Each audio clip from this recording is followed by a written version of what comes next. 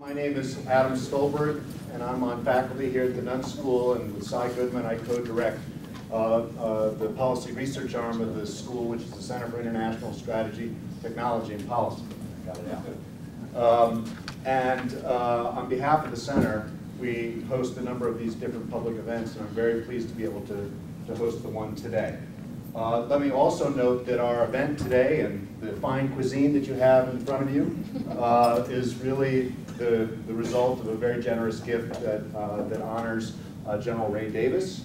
And as many of you know, General Davis is Georgia Tech's Medal of Honor recipient for his valor, not only in the battlefields, but also here on campus and the legacy that he left. So we're very pleased to be able to host another talk in that spirit. I'm very proud to be able to introduce our speaker today. I've known Matt now for a number of years, and it's Professor Matt Kroenig. I've known him for a number of years and watched his career really blossom. And in many ways, as I said to some of the students earlier today and my colleagues last night, he's really a model scholar in the ways that he brings his research to life. Because Matt not only holds a position, a tenured position as associate professor at Georgetown University, he has also spent time in government doing 2 stints at the Department of Defense in the Office of the Secretary of Defense, where he worked on issues relating to deterring terrorists, Middle East issues. His own research is really a leading light in nuclear strategy and non-proliferation related issues. And again, what really distinguishes Matt in his first-rate scholarship is that he also makes it accessible to many different audiences, first and foremost, U.S. national security officials. And so he's been able to really not just bridge the gap, but be able to really, with ease and aplomb, go between those 2 different communities. So I'm very pleased to be able to have him here to speak to us today. And Matt, as I mentioned, is in addition to his academic position and the position he held at OSD, he's a non-resident fellow at the Atlantic Council, which again shows you how he's bringing his scholarship into the public domain. And he is here today to talk about his most recent publication, or I shouldn't say that, his most recent book, which is A Time to Attack. Now this book hit the streets, I would glad to say, with a splash, not an explosion, that most people have assigned to it. But he's here today to talk about the Iranian challenge and what it presents to the U.S. in terms of our types of response. And so today, I'm very pleased to be able to invite Matt to present his book. And not only will he present it and we'll talk about it and discuss it, but you can even buy it here today. There are copies available outside of our room, and I think Matt, we haven't worn him out too much, so I think his right wrist still works, so he was willing to sign these copies as well. So without further ado, let me invite Matt to the stage. I think I might. He's got a mic. No, yeah. I think I might. Well, thanks. Well, thank you very much for that introduction, Professor Stolberg. That was very generous. I hope I can be half as impressive as the person he described. It's a pleasure to be here at the Sam Nunn School at Georgia Tech and to be here in Atlanta, and thanks to all of you for coming out today. As Adam mentioned, I'm here today to talk about my new book, A Time to Attack: The Looming Iranian Nuclear Threat. Now, before I talk about what the book is about, I'd like to take a minute to talk about what the book is not about. Because I think some people see the title and understandably jump to the wrong conclusion.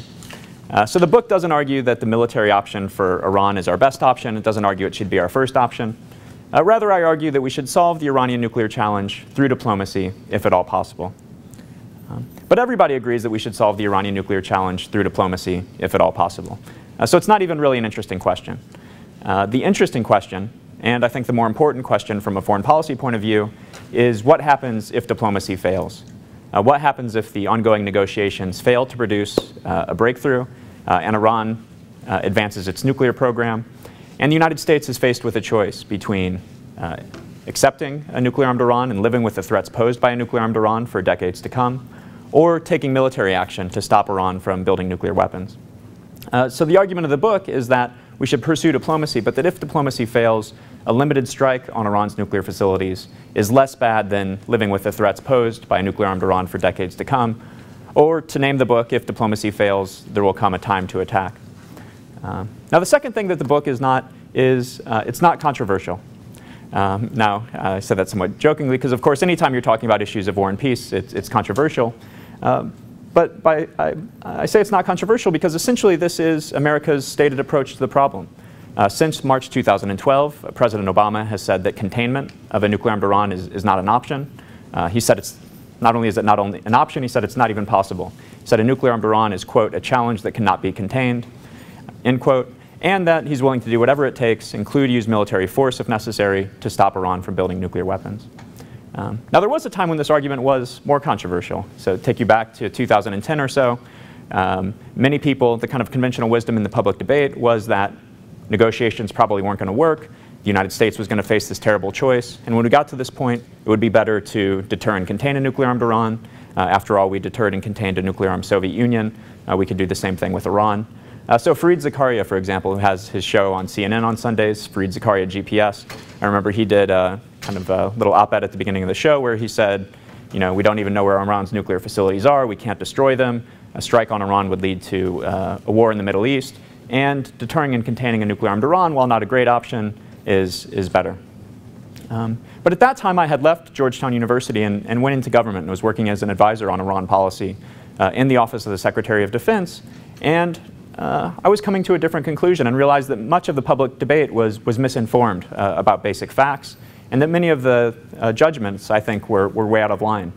And so looking at the same issue, I came to a different conclusion, that these were bad options, but that a limited strike was a much better option than people talking about this on the outside understood, and that deterring and containing a nuclear-armed Iran would be much more dangerous and much more difficult than many people seem to assume.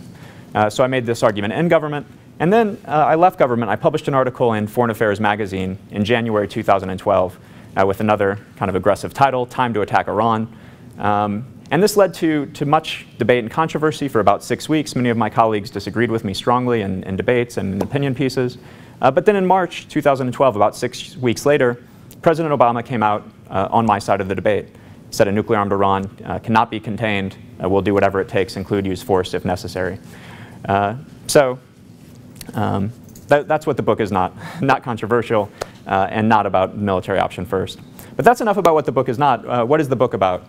Well, in the back of the book, Eric Edelman, former Undersecretary of Defense for Policy, says this is, quote, the most thorough book-length examination of the issues involved in assessing the Iranian nuclear challenge. And that endorsement means a lot to me. One, because I have a lot of respect for Ambassador Edelman, but two, because that's really what I set out to do when I sat down to write this book.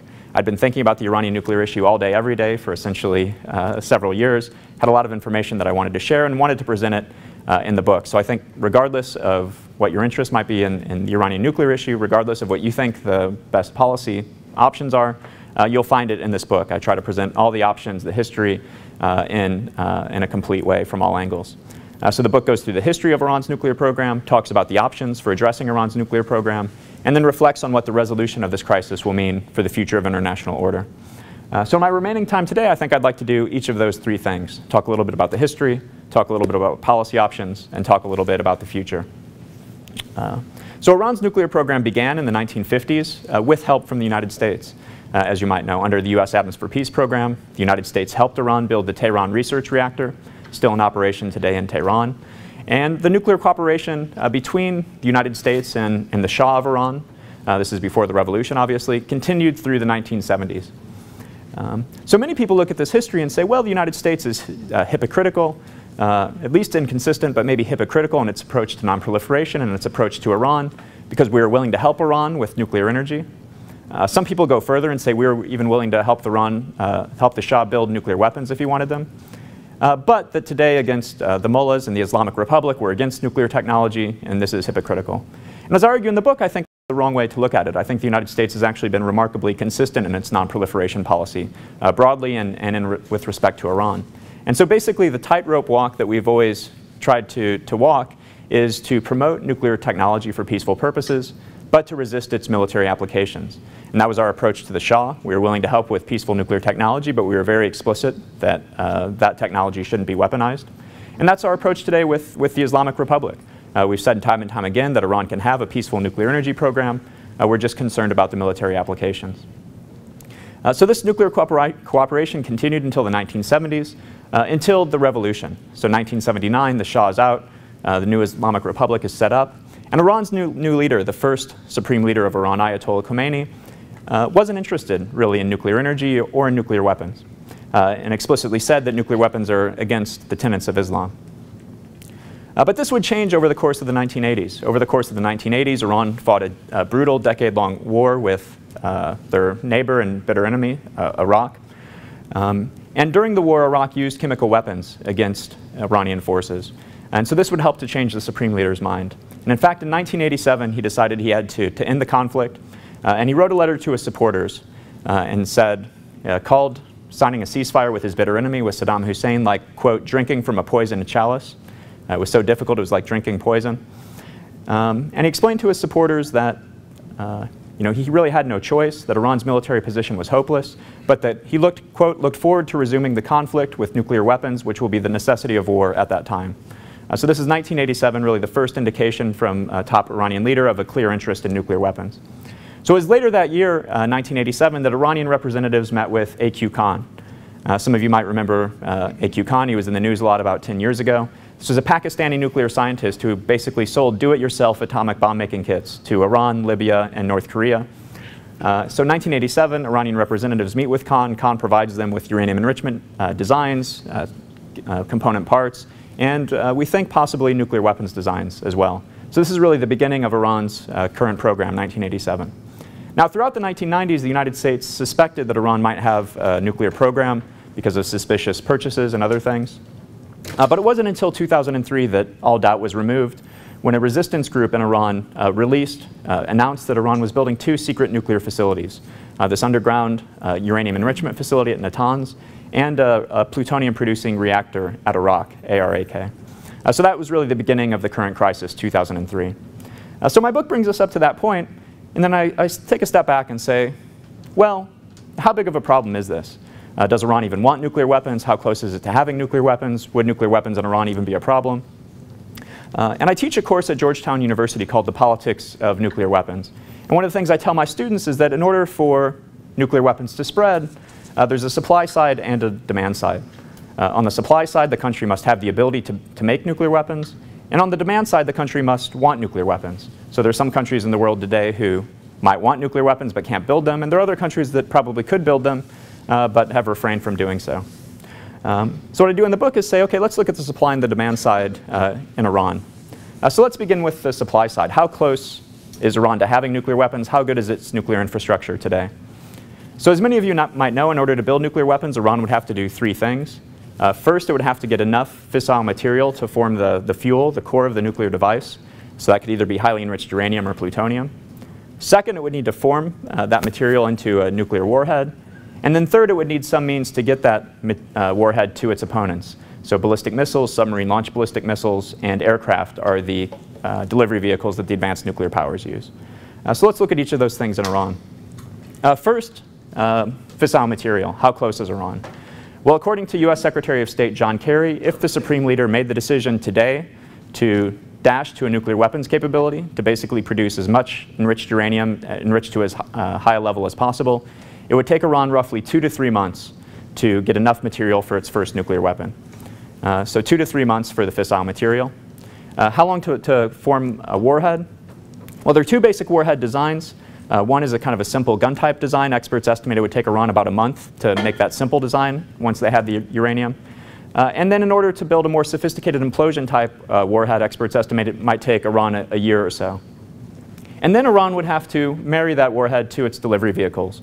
Now, Iran already has an advanced stockpile of ballistic missiles, probably the most advanced stockpile in the Middle East, so those are ready to go, but it would take some time to marry the warhead to the ballistic missiles.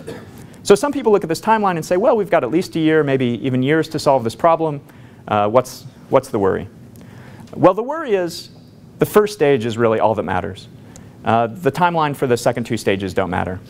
Because if the United States wants to be able to physically prevent Iran from building nuclear weapons, if we want to keep all options on the table, as we've said many times, the game's over after the first stage.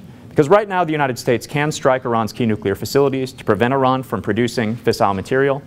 But once it has the fissile material, the game's over. It could move that material anywhere. We wouldn't necessarily know where it is. It could move it beyond the reach of our best bunker-busting bombs.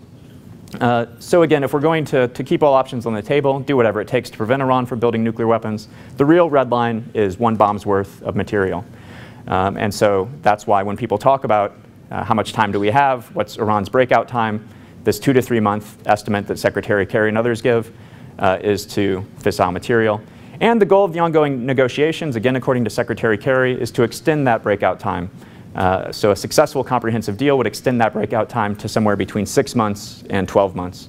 So still a little bit too close for comfort in my view, but gives us a little more breathing space than we have now. So that's the supply side. What about the demand side? Does Iran even want nuclear weapons? You often hear it reported in the media that the international community and the United States fear that Iran might build nuclear weapons, but that Iran insists that it's only interested in nuclear energy. And it's a little frustrating to me because it's often reported as kind of a he said, she said story. Like there are these two claims, who knows what's right. But I'm a social scientist by training, a political scientist. And so what I do in the book is say, well, we've essentially got two hypotheses here. Let's look at the evidence and see which of these two hypotheses is better supported by the evidence. And what I go through and show is there are about 8 different things that Iran's doing that make absolutely no sense if Iran's just interested in nuclear energy, that only makes sense if Iran's interested in building nuclear weapons. So the fact that it's enriching at all, the fact that it has this plutonium-producing reactor at Iraq, the fact that it's worked on nuclear weapons designs, the fact that it's building ICBMs, all of these things suggest a strong interest in a nuclear weapons capability, and again are really irrelevant if Iran just wants peaceful nuclear energy. So in short, well, let me back up. So I don't think this means that Iran is dead set on building nuclear weapons and is going to push forward regardless of the cost. I think we've seen over the past year or so that Iran is sensitive to the cost, that it will moderate its nuclear development in response to international pressure. But I think all else being equal, Iran's leaders would prefer to have nuclear weapons than not to have nuclear weapons. So in sum, a strong interest in nuclear weapons, and they're pretty close. So we have a problem. So what is the best way to address this problem? The second part of the book goes through the various policy options. And as I see it, there are really only 3 serious policy options. First is diplomacy, basically the current approach. Second would be kind of giving up, acquiescing to a nuclear-armed Iran and attempting to deter and contain a nuclear-armed Iran. And third would be military action. Now some people look at those options and say, well, that doesn't seem very promising. Diplomacy is probably not going to work, and this choice between bombing Iran or Iran with the bomb seems really unpalatable. There's got to be some other way. So the next chapter in the book is what I call the non-starters. And these are the options that sometimes people put forward, I think, in an attempt to avoid these bad 3 options, but what are really only the serious options. So one of these non-starters that sometimes people put forward is, well, what about just covert action? There have been these reports about cyber attacks against Iranian nuclear facilities. There have been these reports about Iranian nuclear scientists mysteriously disappearing.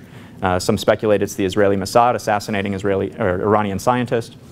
And there have been reports about sabotage of Iran's nuclear capabilities. So maybe we can just do a lot more of that stuff, more cyber attacks, more sabotage, and maybe this will slow down Iran enough and stop the program. But what I point out in the book is that this kind of stuff, according to reports, has been going on against Iran for years.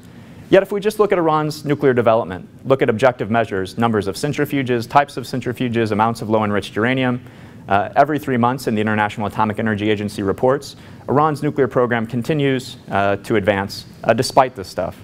So I think it's possible that Iran's nuclear program would have advanced even more precipitously if it hadn't been for covert action. But I think what that pattern shows is that covert action on its own is not going to be enough to stop Iran. They continue to make progress despite that. So second, some people say, well, what about the Japan model for Iran? Japan is a country with an advanced nuclear capability. Japan could probably produce nuclear weapons on short order if it decided to do so. And some people say, well, maybe we could do something similar with Iran. We could let Iran get really close, kind of 1 or 2 screwdriver turns away from having nuclear weapons. But they'll stop short of turning the screwdriver, and we'll just both live with that. And so that, in theory, that might sound good, but in practice, I think that's also a non-starter. Because again, if the United States is serious about doing what it takes to stop Iran, if we let them get 1 or 2 screwdriver turns away, then it's out of our hands. Our non-proliferation policy is reduced to praying that Iran doesn't turn the final screwdriver. And I think there's no reason to believe that Iran would go through so much trouble, get to a position where the international community was no longer in a position to stop it, there's no reason to believe that Iran would voluntarily stop short. So I think this Japan option for Iran is also not a good option. Third, sometimes people say, well, what about regime change? And usually they don't mean George W. Bush-style regime change, where we invade the country, overthrow the government, put in 100,000 troops, and stay for 10 years. But rather, they mean kind of a peaceful regime change. They point out that this government's not terribly popular among certain segments of the population. They point out that there were protests in the 2009 elections and historically opposition movements. So maybe if we wait long enough, the current government will fall, some new government will come to power, and maybe this new government would be willing to deal on the nuclear program. So again, in theory, that would be great, but I think that's also a non-starter because there's no reason to believe that's going to happen anytime soon. The current government has a firm grip on power. This opposition Green movement was really demoralized after 2009. Many of their leaders are in jail or overseas. And I think the election of President Rouhani last year actually shows the strength of the government. So Rouhani is certainly more reasonable than Ahmadinejad, but he's still a regime insider. Power was passed to him peacefully without protest. And so I think the clerics are firmly in power. And even if the clerics fell, there's no reason to believe a new government would necessarily give up the nuclear program. The nuclear program's popular in Iran. The new government would still be in the same strategic situation that the current government is in. So in short, I think we're going to have to make difficult decisions on the nuclear program before any new government comes to power in Iran and solves the problem for us. So those are the non-starters. What about the serious options? The longest chapter in the book is actually about diplomacy. So again, kind of contrary to this assumption that some people jump to, maybe based on the aggressive title. And I argue that diplomacy would be by far the best, a diplomatic solution is by far the best outcome here. And so the chapter on diplomacy talks about the history of negotiations with Iran, talks about possible comprehensive agreements, what that might look like, what the cost and benefits of different arrangements might be. But I also point out that we have to be realistic. So President Obama himself has said that there's no better than a 50-50 chance that we'll get a deal with Iran. Some of his former top advisors are even more pessimistic. Gary Seymour, who was his top WMD advisor for the first term of his administration, has basically said there's zero chance of a comprehensive deal with Iran. He thinks that they're not negotiating in good faith, not interested in a deal. Significant chance that we're not going to get a deal that solves this problem. And even if we get a deal, it doesn't necessarily solve the problem. So this kind of comprehensive deal, which is what it's termed, is really kind of a misnomer. Because as I pointed out, all it would do is extend Iran's breakout time from the current 2 to 3 months to 6 to 12 months. So again, that's more breathing space. But in 6 months, Iran could still have a nuclear weapon, even with a comprehensive deal in place. So it's possible that deal would break down. It's possible Iran would cheat on the deal. And we'd be right back here in a couple years talking about this what is worse question again. So again, hope that diplomacy solves the problem, but we have to be realistic. It's more likely than not that it won't. So if that's the case, then it's feasible that at some point, perhaps soon, a US president is going to face this terrible choice between Iran with the bomb or bombing Iran. So how do we think about that option? So first option would be, well, we could just give up, acquiesce to a nuclear-armed Iran, allow Iran to have nuclear weapons, put in place a deterrence and containment regime to deal with it. But that's not a good option. Nuclear-armed Iran would pose a grave threat to international peace and security. I think a nuclear-armed Iran would lead to further proliferation in the region, as other countries in the region wanted to be interested in getting nuclear weapons as a counter to Iran. I think it's likely that Iran would export sensitive nuclear technology, potentially exporting uranium enrichment technology, causing potential nuclear crises in other regions of the world. And I think it would also weaken the global non-proliferation regime when Iran, as a member of the NPT, was able to pursue a nuclear capability. And at the end of the day, the great powers were unable or unwilling to stop it. So there's a risk to proliferation. Second, I think Iran would be more aggressive. So Iran's leaders explicitly say that their goal is to become the most dominant state in the Middle East. And right now we know that they restrain their foreign policy because they fear that if they go too far, it might provoke an Israeli or US military reaction.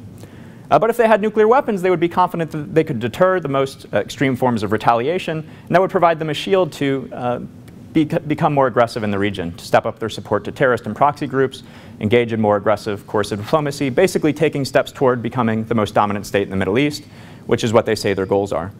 So this could lead to an even more aggressive Middle East, if you could imagine that, or a more crisis-prone Middle East, excuse me.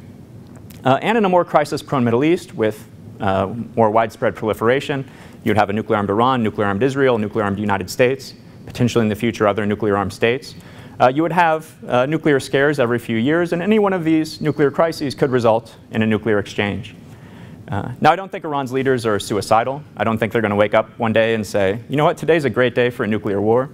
But anytime you have high-stakes crises between nuclear-armed powers, there is a danger of things spinning out of control. You know, just think about the high-stakes crises between the United States and the Soviet Union, India and Pakistan. You know, looking back over the history of the Cold War, some people say nothing to worry about, deterrence works. I look at that same history and say, wow, we came really close to nuclear war a number of times. We were lucky to avoid it. So a nuclear-armed Iran presents a number of serious threats. Now, the United States wouldn't just kind of accept these threats. We would put into place a strategy to deter and contain a nuclear-armed Iran.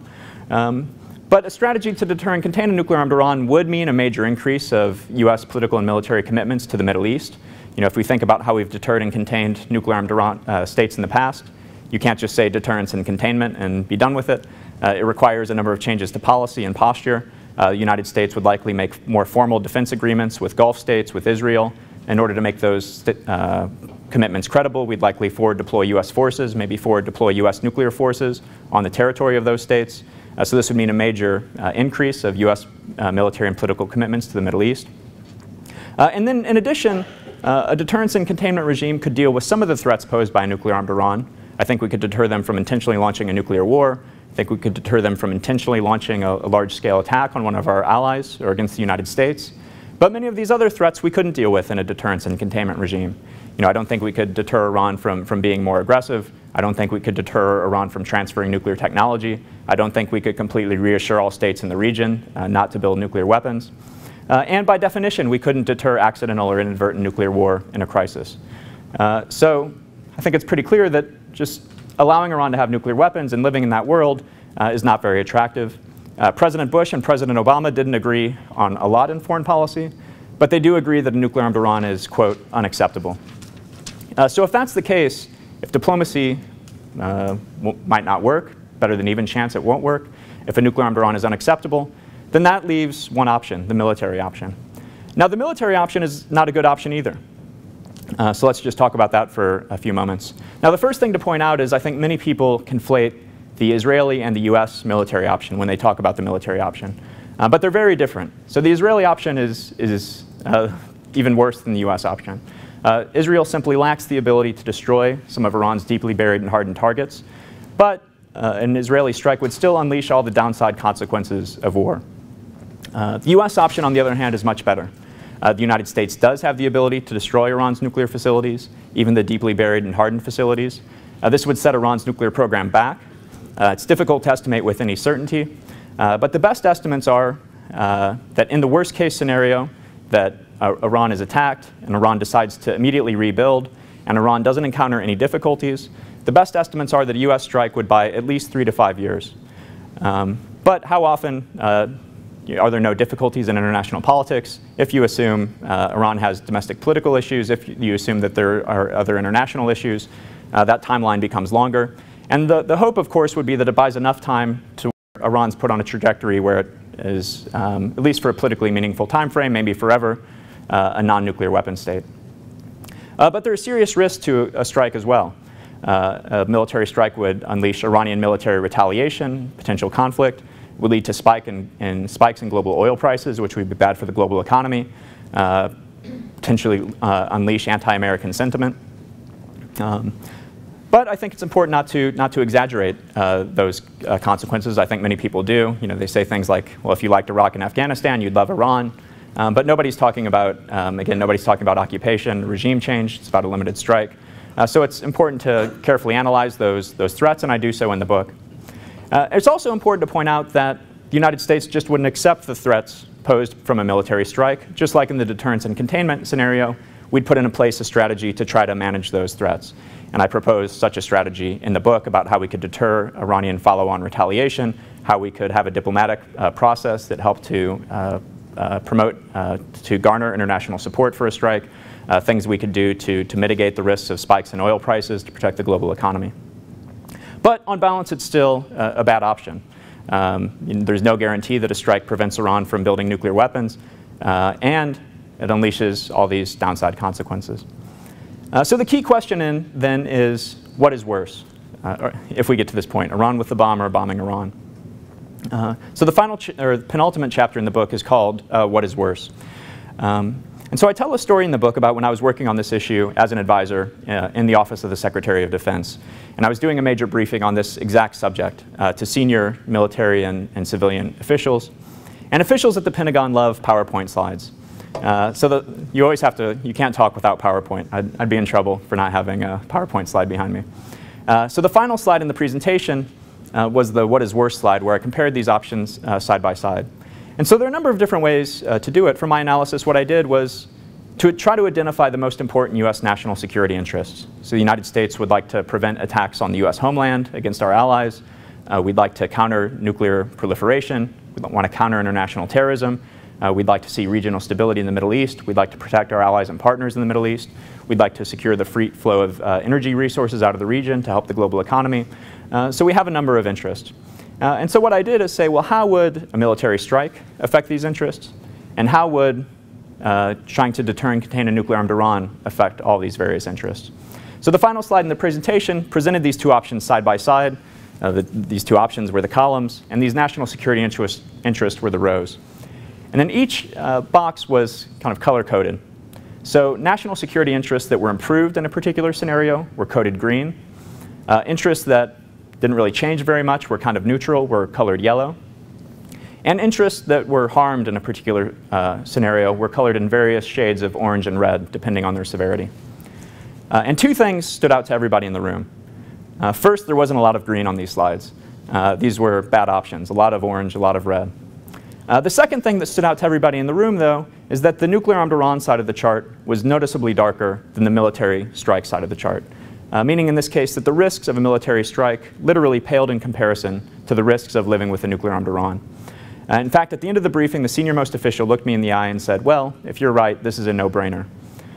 So I think that's a little bit too strong. I don't think it's a no-brainer. I think it's a difficult choice. But I think that is the right call, that if we get to this point, it's a bad set of options, but that a limited strike is less bad than living with a nuclear-armed Iran. And that position has, as I said, become reflected in official policy with President Obama since March 2012, saying containment is not an option. So I think I'll just finish with a brief story. In 2006, I was in Singapore for a scenario planning conference. This was a conference with academics, journalists, policymakers from Europe, Asia, the United States. And it was a scenario planning conference, so we were considering these various future states of the world, trying to think about how the world might develop, think about these different scenarios, think creatively. And the idea was to kind of get insights and intuitions that we could bring back with us to our day jobs. Now, one of these scenarios dealt with a future global financial crisis. Now remember, this is 2006. And this session was a complete bust, because we had all these smart people in the room, all these people who paid close attention to the global economy, all these people who were brought there and told the idea here is to think creatively. But they said this scenario is just implausible. The global financial crisis, yeah, there was the Great Depression, but that was 70 years ago. Things have changed. We have enlightened policies in place. The world is so much different now because of globalization. So they're willing to stretch their minds, but this was just going too far. A global financial crisis couldn't happen. And then, of course, it did the very next year. And so I think sometimes that we, both the general public and also experts, are sometimes similarly Pollyannish about nuclear war. I often hear arguments, well, nuclear weapons haven't been used for 70 years. We have policies in place. The world's so much different now. But as somebody who's spent a lot of the past 10 years thinking about nuclear weapons, thinking about proliferation, thinking about deterrence, I, for one, would be surprised if nuclear weapons aren't used again sometime in my lifetime.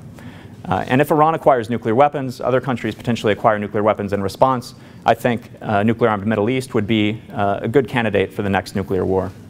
So the United States often says that the spread of nuclear weapons poses a grave threat to international peace and security. We often say that preventing the spread of nuclear weapons is a foremost objective of US foreign policy and national security strategy. So if that's the case, we must be willing in principle to use force to stop the spread of nuclear weapons. So then I think the judgment comes down to a case-by-case basis of does it make sense? And I think there are certain cases in the world today, like North Korea, where a military strike is not a viable option. But as I've explained, I think Iran is different. And so if it gets to this point, the United States needs to use force against Iran to stop the spread of nuclear weapons, I think it would really be consistent with the broad thrust of US foreign policy since World War II. As the most powerful state on Earth, the United States is often called upon to take difficult action, but action that on balance, I think, contributes to international peace and security and to human prosperity. We should all hope it doesn't get to that point. We should all hope that we can solve this issue diplomatically. But if that's not possible, I don't think we should shirk our responsibility of providing to international peace and security. So with that, I think I'll end my remarks, and I look forward to questions and comments.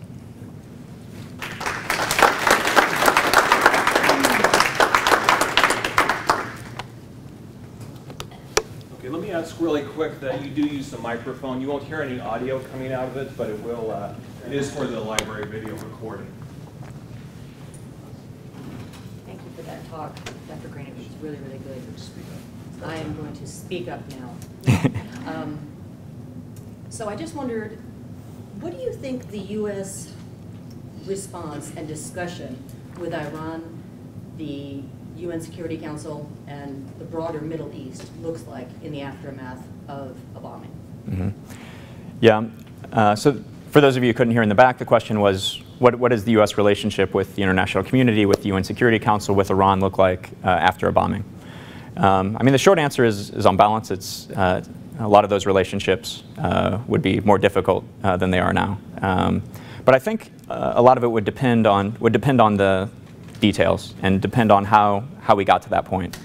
So I think if it was clear to the international community that the United States, that the P5+1, this group of world powers currently negotiating with Iran, did everything in its power to solve this issue peacefully, that we negotiated till the bitter end, that we put forward reasonable proposals, and it was Iran that was the intransigent party, I think then that there would be much more international support for taking action, and that the aftermath would be easier to manage. If, on the other hand, it was perceived that Iran was the reasonable party and it was the United States that was itching for a conflict, I think that the U.S. reputation would suffer much more, that the aftermath would be much more difficult to manage. So one place where I think this affects current policy is on Capitol Hill today. There are many Republicans on Capitol Hill who say, well, should Congress pass tough sanctions against Iran now? And I sometimes consult with people there, and I say, well, it depends on what you're trying to achieve. But I think, if you're trying to show to your constituents back home that you're tough on Iran, or if you're trying to make President Obama's life difficult, maybe that makes sense. But I think from a national security interest point of view, it doesn't make sense.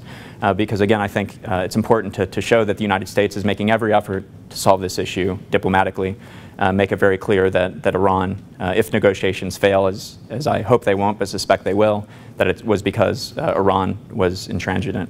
But if Congress passes tough new sanctions, Iran uses that as a pretext to withdraw from the negotiations, I think that does give Iran and much of the international community a kind of a narrative that U.S. Congress was at fault here.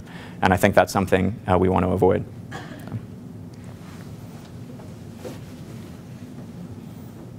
What is Russia's role historically and right now in helping Iran with their nuclear program? Or do they feel threatened at all, concerned about a nuclear Iran? Yeah, it's a good question.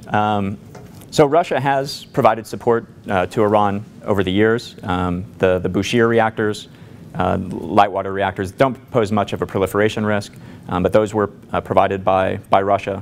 Russia's promised to provide fuel to Iran. There have been reports that Russian scientists have helped Iran with nuclear weapons designs and other issues. So I think Iran has gotten help from Russia over the years.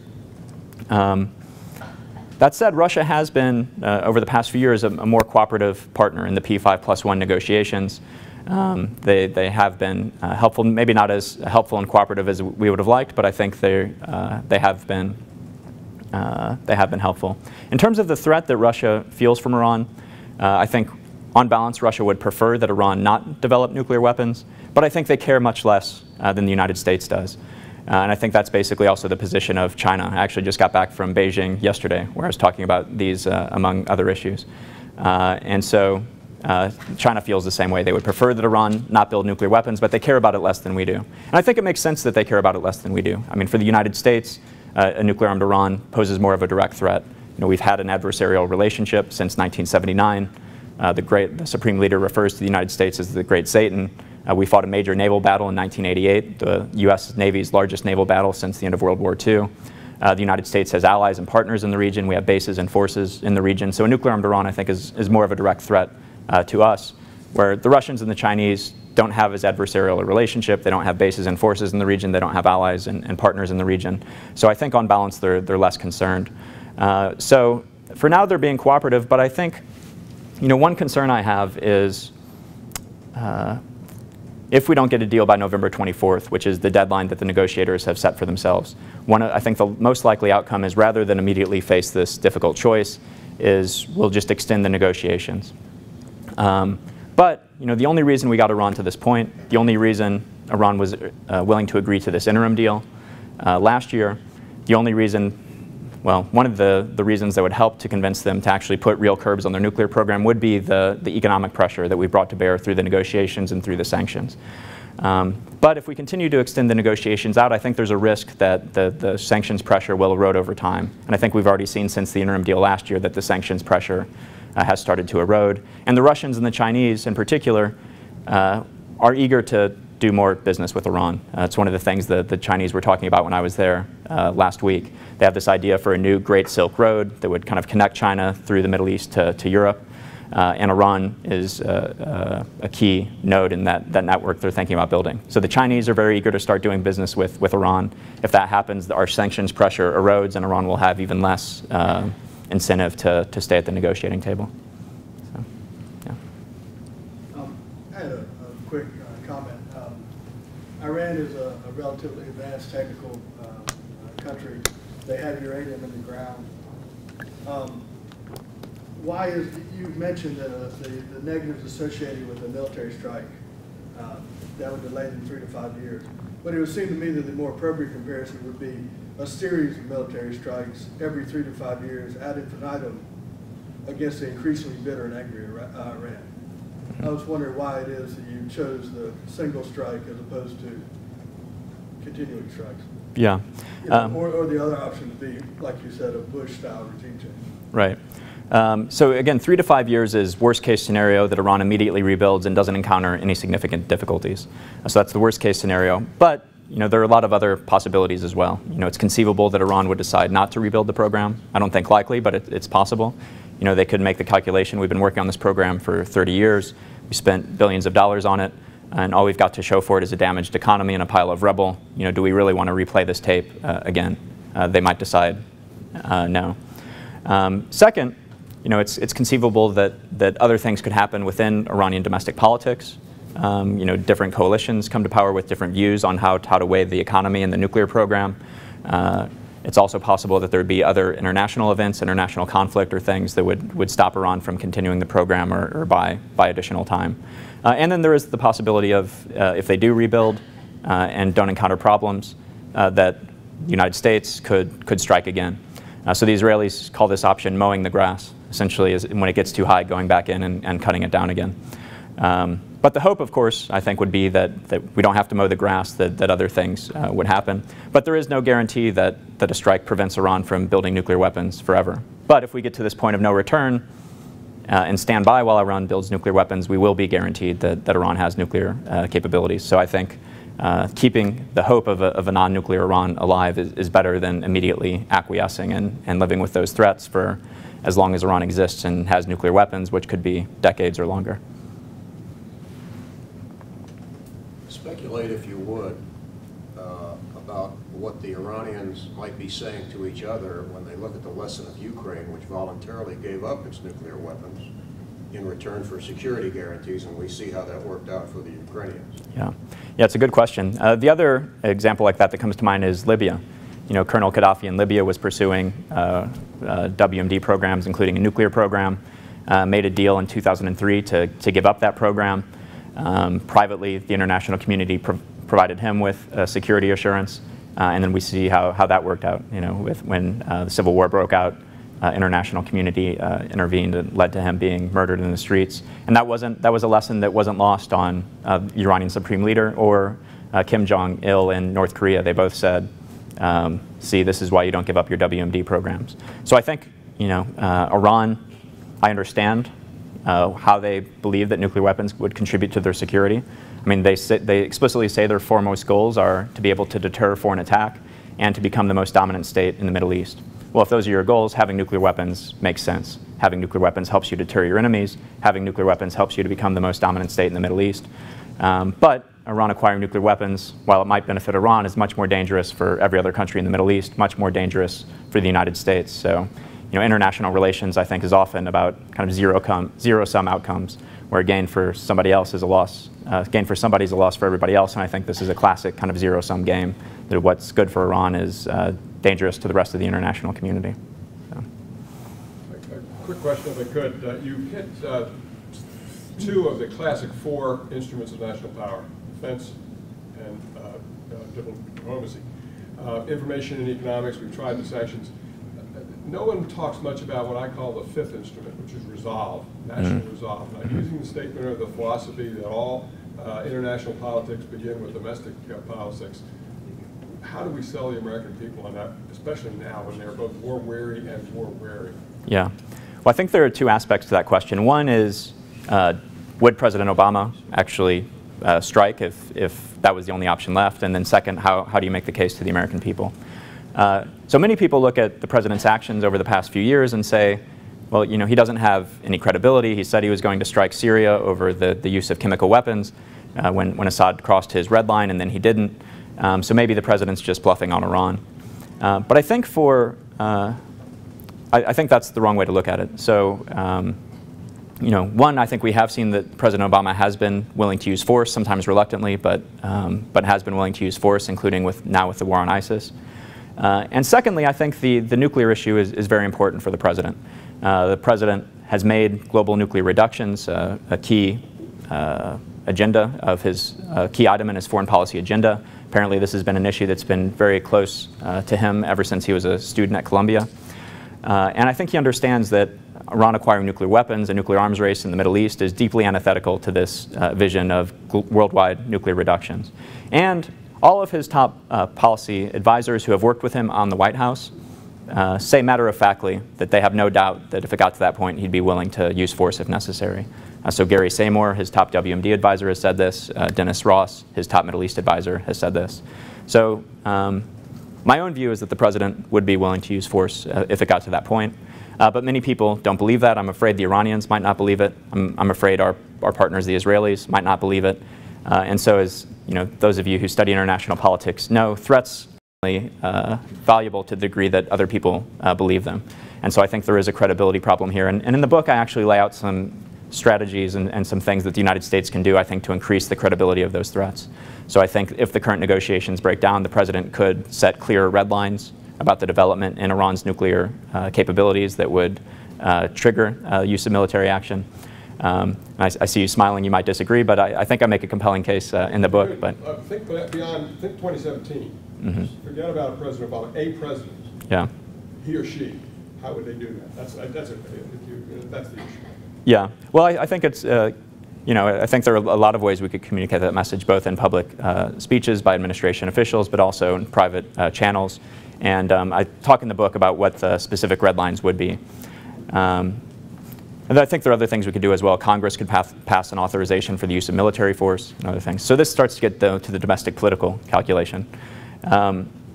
So in opinion surveys, when you ask the American public, what are the biggest threats to the United States, the standard answers are China, Iran, now it used to be Iraq, and now Iraq's back up there. So I think the American public understands that Iran is a problem. If you ask how should we solve the Iranian nuclear issue, the vast majority of Americans say through diplomacy. But I've seen polls where it's asked, if the president decided to strike Iran, to stop nuclear proliferation, would you support it? And if it's framed in that way, that this is what the president wants to do, then you do get majority support. So I don't know. I think if there's presidential leadership on this issue, that there would be public support for a strike. And I think we've seen that, again, here with ISIS. Just a year or so ago, there was the public was unwilling to use force against Syria, and things changed. Beheading of a couple of journalists, and the American public was willing to support it. So, yeah. Thanks for your presentation. As you indicated, the Iranian nuclear program started in a clandestine manner long before the 2003, when a defector actually provided proof of involvement. However, the current government, even many years after 2003, still claims that they have no intention of getting a nuclear bomb. Some experts have indicated that the Islamic government is following the principle of the religiously allowed principle of taqiyya. What is your opinion? Yeah. Well, so it's a question that often comes up: is how does the kind of theology of the Islamic Republic affect how it views these things? And so one thing that's sometimes been brought up is, well, some people say, well, the Supreme Leader issued a fatwa against nuclear weapons and said that nuclear weapons are against the tenets of Islam. But first thing I should say is I'm not a Muslim theologian, so I'm not the best person to speak to these issues. But what I understand from talking to people who understand them much better is there's something of a debate as to whether it was actually a fatwa or not, because I guess the Supreme Leader said this in a sermon, but the context was about kind of the political expediency of building nuclear weapons. He didn't really say that this would be haram or a sin, is my understanding, but rather that it didn't make sense for the Islamic Republic now, given everything that was going on. And second, people say that even if he did issue a fatwa, that could change. First of all, that Muslim clerics and Shia clerics do change their kind of religious rulings from time to time, and that the supreme interest for the Supreme Leader and for the Islamic Republic is the survival of the Islamic Republic itself. So he could always justify anything in terms of saying it's necessary for the survival of the Islamic Republic. So even if it was a fatwa, he could change it in the future and saying this is what's in the best interest of the Islamic Republic today. So personally, I don't put much stock in this supposed religious prohibition against building nuclear weapons. And I think in general in international politics, you should listen to what others are saying, but I think more telling is what they're doing, and what they're doing is inconsistent with the idea that nuclear weapons are a sin. So. Thank you very much for your presentation. I have a question about how much do you believe that the Iranian Republic actually supports pursuing nuclear weapons in terms of, there's a great sense of national pride in terms of the right to be a national power and have that kind of capability, but also the economic sanctions and the huge 300% inflation. The clerics aren't the ones suffering. The Supreme Leader is not suffering. The people are suffering. So how much do you believe that they're actually willing to pursue nuclear capabilities in return for those economic sanctions? Yeah, it's a good question. So it's really hard to know how much the public of Iran supports building nuclear weapons, in part because the government explicitly says that they're not interested in nuclear weapons, they're only interested in nuclear power. So all the opinion polling data that we have is on the nuclear program. And so the nuclear program, continuation of the nuclear program, the right to enrich, all of those things poll highly among the Iranian public. They're all very popular. But there aren't good public opinion polls about do you support building nuclear weapons, again, because the government says that's not even in the cards. Now, I think the public has certainly been, the Iranian economy has been devastated by the sanctions. But the economy has been improving over the past year, in part because of this interim deal that was passed. Now, I think it's very unlikely that President Rouhani would have been elected if it weren't for the sanctions. He campaigned explicitly on improving the Iranian economy, of getting sanctions lifted, and was elected through, he was on the narrow slate of pre-approved candidates approved by the Supreme Leader, but he was the more moderate of the bunch, and I think the Iranian people voted for him because they wanted the economic relief. So I do think the Iranian public wants to get out from under these sanctions. As you know, though, what the Iranian public wants isn't that isn't that central because they're not the decision makers. It's not democracy. The supreme leader is the key decision maker on these nuclear issues. So at the end of the day, so what the Iranian Republic wants is not that relevant. And even what President Rouhani and his foreign minister Zarif want is not that relevant. I mean, I do think that Rouhani and Zarif, I might be wrong, but my own view is that they are willing to make some serious concessions on the nuclear program in order to revive the economy. My sense is that they really do care about reviving the economy and think that Iran's interests are better served by reviving the economy than by pursuing the nuclear program. But they're not the decision makers either. It's the supreme leader.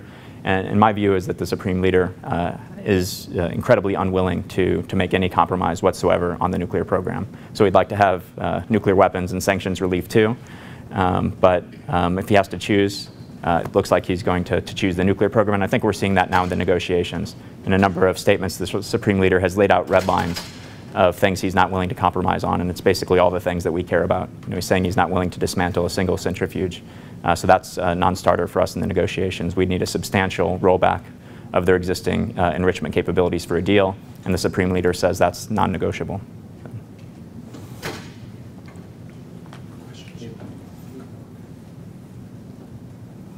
I have a question about why Iran cannot be deterred, and I apologize, I haven't read your books, so I don't know the full articulation of the argument.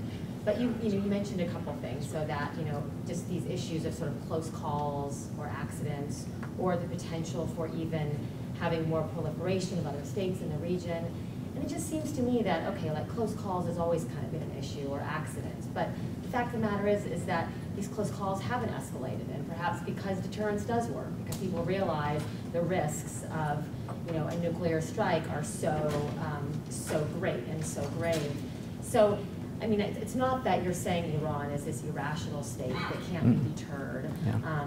And if it is this issue of just close calls, then how is that? I guess I'm just wondering more, like sort of what other reasons are there about the decision, why Iran can't be deterred? And then you also mentioned that they want to be the most powerful state in the region, the Middle East.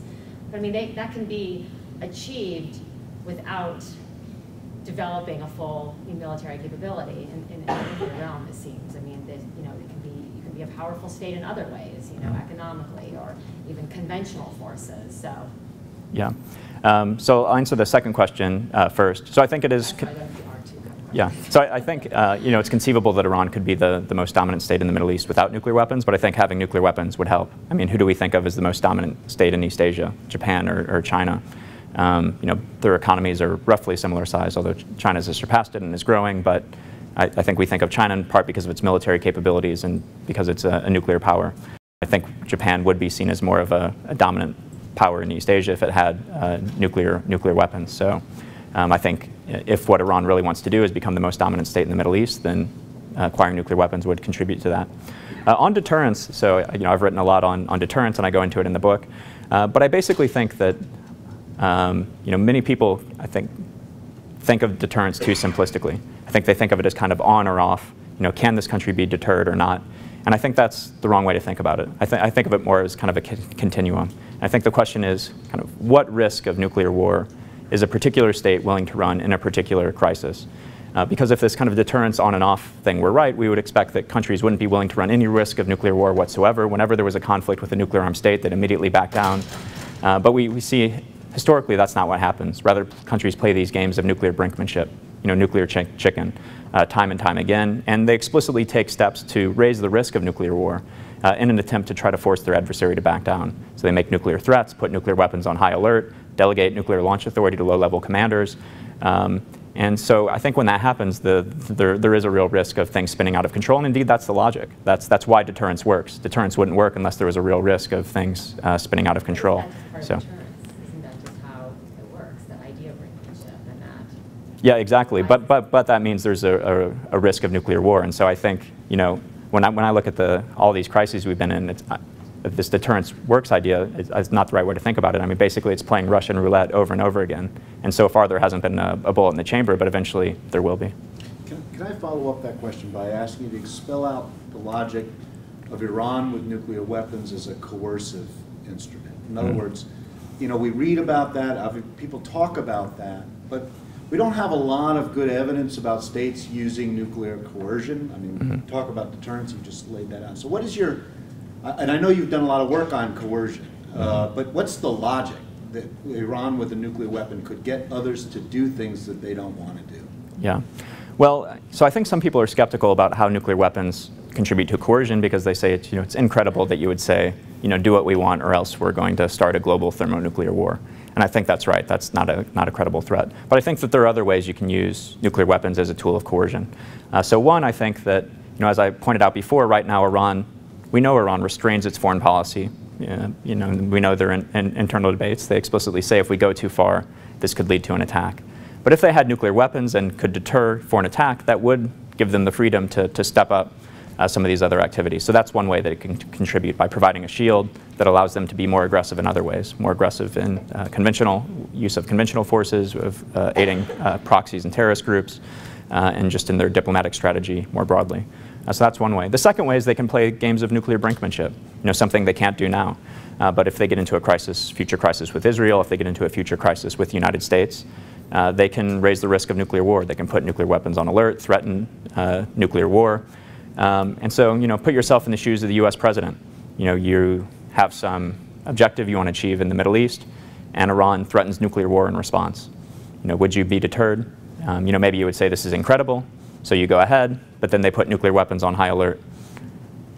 You start to think twice. But I still don't believe it, I'm going to go ahead. And then they start to use force in some other lower ways. And each time the risk of nuclear war is raised. So I don't think that the United States or that other countries would necessarily be deterred in each and every instance. But I think it does become much harder for other countries to act in ways that are contrary to Iran's interest once it has nuclear weapons. And so I think that's a way it could use it as a coercive tool as well.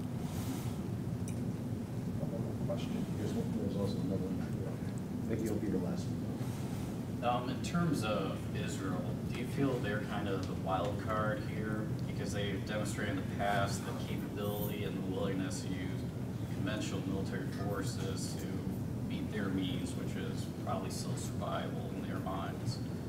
Do you feel that we're not going to be able to appease them through the negotiation, political means, and they were just like up enough one day with Iran and their nuclear program? Yeah. So I think there was a time where there was a real risk of an Israeli strike, going back before 2012 or so. But for a long time, Israel's leaders were warning of this zone of immunity, basically a point where Iran's nuclear program would be so well developed and so well protected that Israel's military option was no longer very good. And I think we're in that zone of immunity now. And I think the Israelis understand that, especially with the opening of this facility at Qom, which is buried in the side of a mountain under 295 feet of rock. Israel doesn't really have good military capabilities to go after that. We have much better capabilities to go after that. So I think there's very little risk of an Israeli strike anytime soon. That said, I think the Israelis are serious when they say this is an existential threat and they won't let it happen. So I think if it becomes clear that diplomacy doesn't work, if Iran continues to advance its program, if it becomes clear that the United States isn't willing to use force at the end of the day, then at that point I think Israel probably will go ahead and just destroy what it can, knowing full well that it's only buying maybe a year or two, but assessing that that's better than simply giving up and allowing Iran to have nuclear weapons. So I think right now Israel's best options run through the White House. They'd like to see tougher sanctions. They'd like to see the United States take military action. But those are two things that only the United States can really do effectively right now. So I think right now their strategy is to influence Washington to get tougher on Iran. And the risk of a strike is low, but that could change depending on how things develop. I want to ask you, basically, when to strike? How do we know when does Iran have the capability to create one bomb's worth of material? The reason why I ask that is that if you look at the last 12 or 13 years of public statements from the part of American military and civilian officials, Israeli military and civilian officials, you have all kinds of statements coming out in which they say next year, next 2 years, they disagree with one another. Americans disagree with Israelis publicly. Given that you admitted that that there are serious risks with the military option, how do you know that now is the time, now we know for sure that Iranians in fact have this material. Maybe I'm going to undertake the risk of military action. Yeah, it's a good question. Some of my friends remark that it seems like Iran's been 6 months away from a nuclear weapon for like 20 years. Yes. And so how do we know that they're really two to 3 months away? And I talk about this in the book. I think a lot of it is because most of the people making those estimates or predictions, to be frank, didn't really know what they were talking about.